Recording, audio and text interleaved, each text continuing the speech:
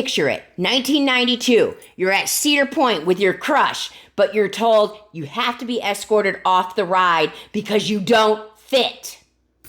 Got my cheese a little dark, but it's gonna be good. Ham and cheese roll up.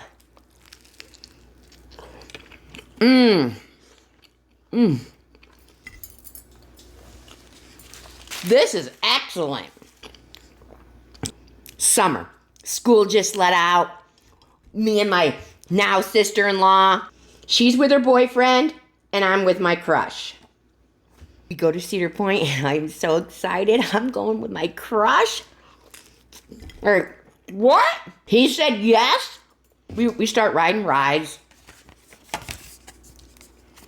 Here we are on the mean street.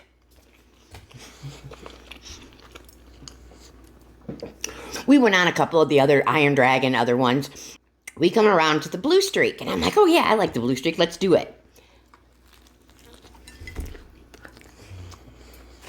We go through the line. We're now waiting for our turn. We get in, and they bring the bar back. And I can't get it to click. Now, mind you, you saw my crush. There's another picture of us. That's my crush. He's a skinny guy. I'm not a skinny girl. But it never dawned on me that my stomach was too fat to fit. So, you know, the Blue Streak has the bar that comes over, but it's also got the lap belt. I can barely get the lap belt on. I'm trying to be discreet, but I'm trying to do like this with all my might without him sitting right next to me that I'm struggling to get the seatbelt on because I'm now embarrassed. So the little skinny attendant lady that works there comes over there and she grabs the bar, and with her foot, with all her might, she's pulling it back like this. Now that's embarrassing.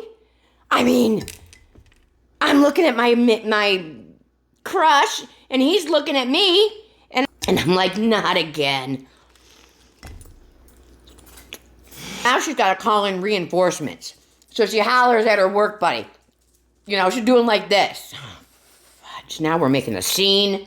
The guy comes over, and I kid you not, sticks his foot up there, so now both of them got their foot, each holding onto the bar, and they go, on the count of 3. Honey, suck in. Well, I did just that. They go, 1, 2, and I go, open my arms up to suck in, and they're like, oh, it's not going to work. I'm sorry, honey, you're just not going to be able to ride the ride. Now, mind you, I've got my girlfriend and her boyfriend in the car right behind us, and we're right in front of them, and I'm like, and now we've held everybody up for 5 minutes, and everybody's looking around like, what's going on? What's going on? While I stand up and do the walk of shame down the exit.